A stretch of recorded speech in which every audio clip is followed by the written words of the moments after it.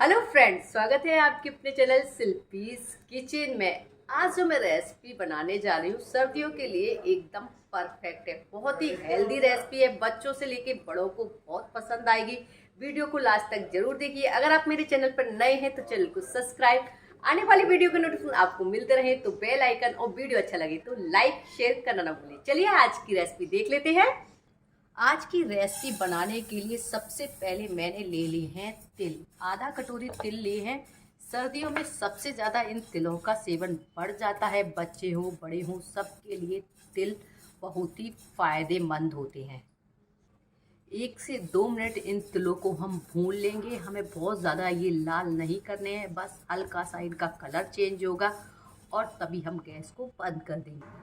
तिल भुन गए हैं, इनको ठंडा करने के लिए मैंने प्लेट में निकाल दिया है। देखिए मैंने बहुत ज़्यादा डार्क ब्राउन नहीं किया है। गैस पर मैंने फिर से कढ़ाई रख लिया। कढ़ाई में डाल रही हूँ 1 टेबल स्पून घी। घी के गर्म होते ही मैंने यहाँ ले लिए 2 टेबल स्पून गोंद।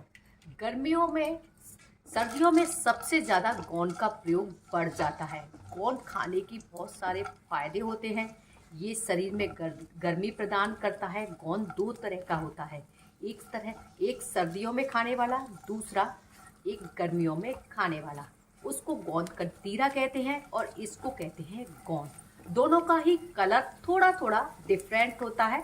इसको हम तल कर, लड्डुओं में, पाक बनाकर और हलवे में कैसे भी कर सकते हैं। इससे स्किन चमकदार बनती है, बालों को मजबूती मिलती है, हड्डियां मजबूत होती हैं। बच्चे बड़े सभी ये गोंद खा सकते हैं, लेकिन इसको खाने के साथ साथ इसकी क्वांटिटी भी मायने रखती है। ज़्यादा खाने से ये लूज मोशन भी कर देते हैं और गर्मी भी चढ़ा सकते हैं, इसलिए इसका सेवन हमें संभाल कर ही करना चाहिए। लीजिए, गोंद हमारा फूल कर तैयार हो गया है। देखिए इसके फूले बन गए हैं। इसको निकाल लेते हैं। इसे निकालने के लिए मैंने तिल वाली प्लेट में ही मैं इनको निकाल रही हूँ, जिससे जो भी घी होगा वो इसी में आ जाएगा। साथ ही में मैंने यहाँ ले लिए थोड़े से काजू, थोड़े से बादाम, और इनका भी सेवन सर्दियों में सबसे ज़्यादा होता है। बादाम हमारी इसमें ऑयल होता है, तो ये हमारी स्किन को चमकदार बनाता है, आंखों की रोशनी को तेज करता है। दोनों ही ड्राई फ्रूट्स खाने के बहुत ही ज़्यादा फायदे हैं। शरीर में गर्मी प्रदान करता है। इसमें इम्यूनिटी सिस्टम सबसे ज़्यादा होता है। इनको मैंने बहुत ज़्यादा लाल नहीं किया है, ये पूरी तरह से ऑप्शनल है, आप डालना चाहते हैं या नहीं। अब मैंने इनको हल्का हल्का लाइट ब्राउन किया है। इसे भी हम उसी प्लेट में निकाल लेते हैं जिसमें हमने गोंद को निकाला है। हमने गैस पर वही कढ़ाई रखी है और उतना ही घी है। इसमें घी की क्वांटिटी को हमने कम ज़्यादा बिल्कुल भी नहीं किया है। इसमें डाल दिया है 2 टेबल स्पून बाजरे का आटा। सर्दियों में हो या गर्मी, बाजरे का आटा डायबिटीज वाले मरीजों के लिए सबसे ज़्यादा बेस्ट होता है। इसमें ग्लूटेन बिल्कुल भी नहीं होता। आपको अगर वेट लॉस करना है या फिर अपना वजन घटाना है या फिर आपकी इम्यूनिटी सिस्टम को तेज करना है, बाजरे का आटा सबसे ज़्यादा बेस्ट होता है। ये कोलेस्ट्रॉल को कम करता है। बाजरे के आटे में फाइबर, मैग्नीशियम सबसे ज़्यादा पाया जाता है।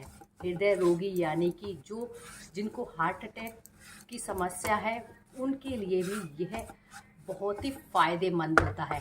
क्वांटिटी बाजरे के आटे की आप कम ज़्यादा अपने हिसाब से कर सकते हैं। मैं अपनी रेसिपी के हिसाब से मैंने यहाँ पर 2 टेबल स्पून यानी कि आधा कटोरी के समथिंग मैंने इस बाजरे को आटे को लिया है।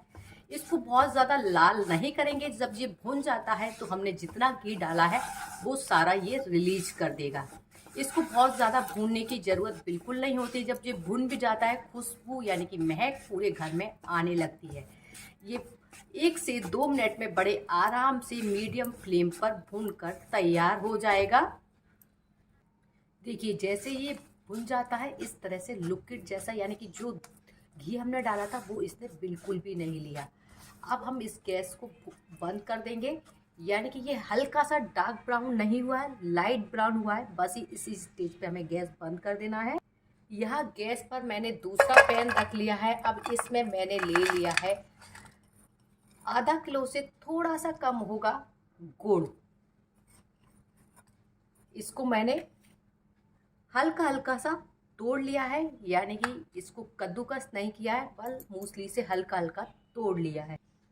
गुड़ में सबसे ज़्यादा फास्फोरस और कैल्शियम पाया जाता है। गर्मियों में इसका सेवन भी बढ़ जाता है। ये डायबिटीज़ के मरीज हों या वेट लॉस करने वाले लोग हों, और सबसे ज़्यादा पाचन क्रिया के लिए सबसे ज़्यादा लाभफुल होता है। सर्दियों में इसका सेवन सबसे ज़्यादा करना चाहिए। यहाँ हमें गुड़ की कोई चाशनी नहीं बनानी है। मैंने इसमें आधा कप पानी डाला है। अब इसको हम मेल्ट होने देते हैं।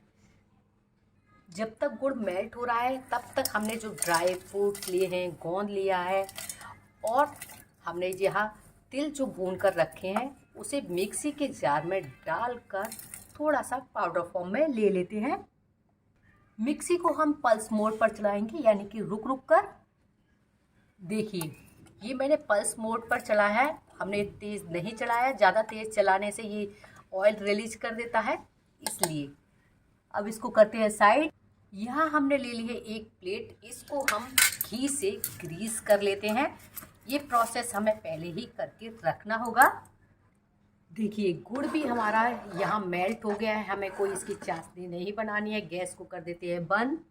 यहाँ हमने वापस वही कढ़ाई रख ली है जिसमें हमने बाजरा का आटा भून कर रखा था, और गैस की फ्लेम को कर दिया है हल्का। अब जो गुड़ हमने मेल्ट करके रखा है वो इसमें हम डाल देंगे। अगर आपके गुड़ में कोई इम्प्योरिटी है, यानी कोई गंदगी है, तो आप उसको छान सकते हैं। साथ ही में जो तिल और ड्राई फ्रूट्स भी हमने भून कर रखे थे वो भी हम इसमें मिक्स कर देते हैं। हमने यहाँ गैस की फ्लेम को अभी हल्का ही रखा है। हमें यहाँ बिल्कुल भी तेज़ फ्लेम की ज़रूरत नहीं है। इन सारी चीज़ों को हमें पहले से अच्छे से मिक्स करना है 1 से 2 मिनट। बहुत ज़्यादा टाइम इसमें नहीं लगता है। अब हम इसमें डाल देंगे एक नटमेग, जो गुड़ के टेस्ट को इन्हेंस करता है, इम्यूनिटी सिस्टम को तेज करता है। सर्दी है, खांसी है, उसके लिए भी सबसे अच्छा होता है। 1 टीस्पून डाल देंगे जिंजर पाउडर। सर्दी, खांसी, जुकाम सबके लिए, बलगम के लिए बहुत ही ज़्यादा परफेक्ट है ये। इसको ज़रूर डालिए, इससे बच्चे बड़ों सबकी खांसी दूर होती है। आधा टीस्पून डाल रही हूँ ब्लैक पेपर। ये आँखों की रोशनी के लिए बहुत ही ज़्यादा लाभकारी है। अब मैंने गैस की फ्लेम को कर दिया है बंद। अब 1 से 2 मिनट इसको इस तरह से चलाते हैं। अब जिस प्लेट पे हमने घी लगा के रखा है ना, उसमें बिना टाइम वेस्ट करे इसमें पलट देंगे। ये देखिए,